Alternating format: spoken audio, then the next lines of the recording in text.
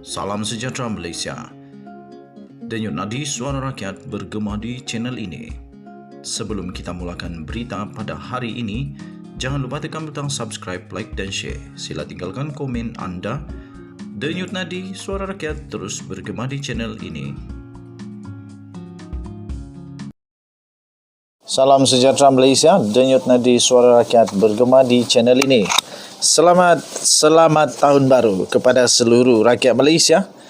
Besok kita akan menyambut tahun baru 1 Januari tahun 2023. Tuan-tuan dan puan-puan yang dihormati sekalian, akhirnya sekali lagi Menara KL menjadi perhatian seluruh Malaysia. Akhirnya keputusan demi keputusan kita perolehi dan terbaru ini tuan-tuan dan puan-puan, akhirnya pengurusan daripada Menara Kuala Lumpur membuka suara. Dan mereka berkata dalam satu laporan, pengurusan Menara Kuala Lumpur akan ambil tindakan terhadap fitnah dan maklumat palsu. Pengurusan Menara Kuala Lumpur Sdn Bhd atau MKLSB iaitu Hydro Shopee Sdn Bhd tidak akan teragak-agak untuk mengambil tindakan undang-undang terhadap pihak yang terlibat menyebarkan maklumat palsu atau berunsur fitnah terhadap MKLSB, Hydro Shopee Sdn Bhd atau pengarah mereka. Syarikat itu berkata memandang serius apa yang menurutnya sebagai penyebaran maklumat palsu atau berunsur fitnah berkaitan mereka. Syarikat itu menegaskan semua urus niaga berkaitan MKLSB dilakukan mengikut undang-undang serta dengan usaha yang wajar atau due diligence. Kata kenyataan itu, kami akan buat siasatan lanjut. Tindakan undang-undang akan diambil terhadap pihak yang terlibat dan kami akan tuntut ganti rugi, kata kenyataan itu. Tambah mereka lagi, kami juga akan berhubung dengan Kementerian Komunikasi dan Digital berhubung perkara ini untuk menjelaskan keadaan, kata syarikat itu dalam kenyataan. Syarikat itu juga meminta pengguna media sosial untuk berhenti menyebarkan maklumat yang didakwa palsu serta membuat kenyataan fitnah dan spekulasi yang menurutnya bertujuan menjejaskan reputasi mereka. Terdahulu minggu ini, isu penjualan saham di dalam Menara KL Sdn Bhd telah dibangkitkan di media sosial. Urus niaga itu mengundang perhatian kerana syarikat pengurusan itu dikatakan sangat menguntungkan. Pada masa yang sama, syarikat yang membeli saham TM tidak pula dikenali.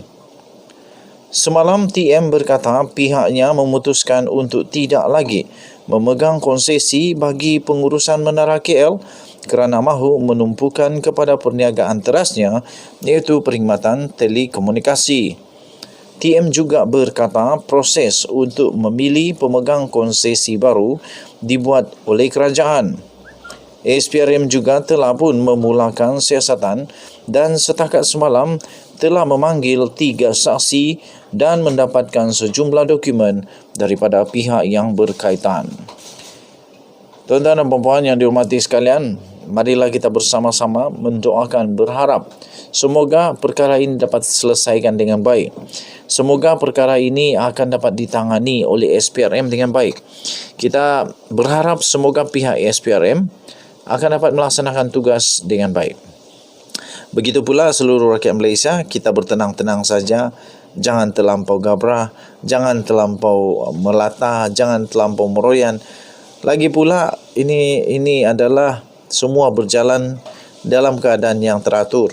Jadi nanti ada pihak yang lebih pakar, lebih bertanggungjawab untuk membuat siasatan. Kita tak payah siasat-siasat. Tak payah siasat-siasat. Kalau tidak pandai siasat, nanti sendiri yang menyesal, terkesat-kesat. Jumpa lagi, bye-bye. Salam sejahtera Malaysia, denyut nadi suara rakyat bergema di channel ini. Akhirnya Zahid Hamidi membongkar kenapa dia bersama dengan Pakatan Harapan dan menolak bersama dengan Perikatan Nasional. Ini satu misteri yang cukup besar. Ini satu persoalan yang cukup lumayan besarnya. Sampai ini boleh jadi misteri Nusantara. Kenapa Barisan Nasional memilih Pakatan Harapan dan bukan Perikatan Nasional? Sampai ada orang kecewa habis. Sampai ada orang kecewa habis kerana tak boleh jadi kerajaan, tak boleh jadi Perdana Menteri. Sebelum itu saya ingin ucapkan terima kasih kepada semua yang sudah tekan butang subscribe, like dan share serta komen. Bagi yang belum, saya mohon bantuan daripada anda untuk tekanlah butang subscribe, tekan join member kerana bermula tahun depan kita akan berikan merchandise, souvenir, goodies, giveaway, stickers dan sebagainya kepada semua member-member dalam channel ini yang bertuah dan terpilih. Kerana itu tekan butang subscribe sekarang kerana ianya percuma. Zahid Hamidi mengakui kenapa Barisan Nasional memilih Pakatan Harapan dan bukan Perikatan Nasional. Beliau berkata mudarat lebih besar jika Barisan Nasional memilih Perikatan Nasional. Rupa-rupanya lebih bermudarat untuk menerima Perikatan Nasional daripada Pakatan Harapan. Keputusan Barisan Nasional untuk bekerjasama dengan Pakatan Harapan bagi menubuhkan kerajaan persekutuan selepas PRU15 yang lalu dan bukannya dengan Perikatan Nasional seperti penggal yang lalu adalah kerana kerjasama dengan Perikatan Nasional akan membawa lebih banyak mudarat. Demikian kata pengerusinya iaitu Ahmad Zahid Hamidi. Zahid berkata, Barisan Nasional telah membuat analisis berkenaan gabungan politik mana yang akan membawa paling kurang mudarat kepada Barisan Nasional dalam jangka panjang. Katanya, kami telah membuat analisis bukan sahaja sekarang tapi untuk jangka sederhana dan panjang. Mudarat mana yang kurang yang boleh terus relevankan UMNO? Katanya dalam wawancara yang disiarkan secara langsung di saluran YouTube NR Channel semalam. Majlis Tertinggi MT UMNO putuskan lebih banyak mudarat dengan Perikatan Nasional katanya. Mereka bertanding di kawasan yang sama yang kami bertanding. Di kawasan Malay Belt yang ada kelompok Melayu. Kita berperang gelanggang yang sama katanya lagi. Justru katanya lagi UMNO memilih untuk berpihak kepada Pakatan Harapan kerana ia akan menjamin survival politik parti itu dan Barisan Nasional. Patutlah, rupa-rupanya Zahid Hamidi ini bijak juga. Rupa-rupanya dia ini jenius juga. Beliau sudah memikirkan jangka masa panjang. Betul sangat. Kalau beliau memilih dengan Perikatan Nasional, nanti pada pilihan raya akan datang itu mudaratnya lebih besar. Terpaksa berpisah lagi, berpecah lagi. Terpaksa jadi musuh lagi yang selama ini jadi kerajaan bersama. Tapi bila pilihan raya bermusuh lagi kerana berada di tempat yang sama, di mana mereka sama-sama ada kelebihan di tempat bertanding itu. Berbeza dengan Pakatan Harapan. Berbeza dengan Pakatan Harapan yang mereka tidak berharap kepada Malay Belt yang ada kelompok Melayu. Tapi Perikatan Nasional dan juga Barisan Nasional UMNO khususnya memerlukan Malay Belt yang ada kelompok Melayu sama dengan Perikatan Nasional. Justru katanya UMNO telah memilih untuk berpihak kepada PH kerana ia akan menjamin survival politik parti itu dan Barisan Nasional. Kata Zahid Hamidi bersama PH, UMNO ada potensi besar untuk menang semula kawasan yang dulu dapat kurang undi. Kita boleh gali semula potensinya katanya. Tanpa menyebut sebarang nama yang khusus, Zahid mendedahkan ada 2 ahli MT yang tidak setuju dengan kerjasama dengan Pakatan Harapan. Tak lebih 2 orang anggota Majlis Tertinggi yang tak setuju katanya. Sambil menambah, walaupun ada perbezaan pandangan, semua perlu akur apabila MT sudah mencapai keputusan muktamad. Adakah ini tidak demokratik? Katanya. Adakah saya guna kuasa autokratik ataupun saya seorang diktator yang buat keputusan sendiri? Saya jaga kepentingan parti katanya. Zahid sebelum ini berdepan bantahan daripada BN kerana didakwa mengambil keputusan menyokong pengerusi Pakatan Harapan Anwar Ibrahim bertentangan dengan keputusan gabungan itu.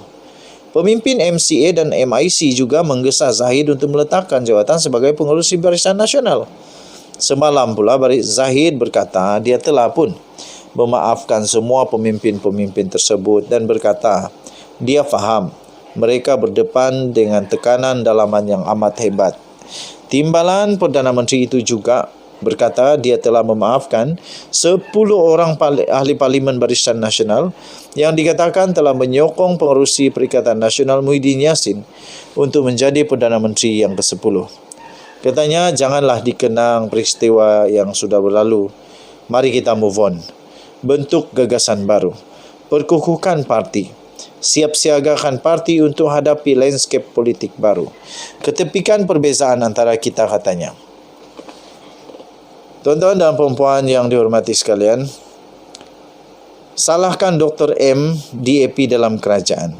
Mengulas rasa tidak senang beberapa pihak terhadap kerjasama UMNO dengan DAP dalam kerajaan, Zahid berkata kemarahan itu patut dihalalkan kepada bekas Perdana Menteri Dr. Mahathir Mohamad. Menurut Zahid, Mahathir patut dipersalahkan kerana mendoktrin selama 22 tahun ini dan memberi gambaran yang sangat negatif terhadap DAP. Akhirnya Mahathir mendakap parti itu. Dia yang bawa DAP masuk dalam kerajaan Pakatan Harapan selepas PRU 2018. Kita lihat Bersatu juga mendakap parti itu DAP. Begitu juga dengan PAS sebelum ini. Parti yang belum lagi adalah UMNO dan BN. Katanya sambil memberi jaminan, dia tidak akan menggadaikan falsafah UMNO walaupun bekerjasama dengan DAP. Pernah lantang mengkritik DAP, Zahid bertukar nada selepas penubuhan kerajaan baru apabila DAP telah memberi jaminan untuk akur dan patuh dengan 4 perkara yang digariskan dalam Perlembagaan Persekutuan, termasuk berkaitan agama Islam dan keistimewaan orang Melayu. Jadi tuan-tuan dan puan-puan yang dihormati sekalian, tahniah diucapkan kepada kerajaan perpaduan ini yang dapat mengatasi segala cabaran. Dan saya pun setuju dengan Zahid Hamidi. Setelah apa yang dia katakan ini, saya respect dengan Zahid Hamidi. Saya belikan tu Sata Big Spring kepada Zahid Hamidi kerana Zahid Hamidi seorang yang sangat bisnes. Dia sudah membayangkan apa yang berlaku pada masa depan. Kita jumpa lagi dan Nadi Suara Rakyat bergema di channel ini. Bye-bye.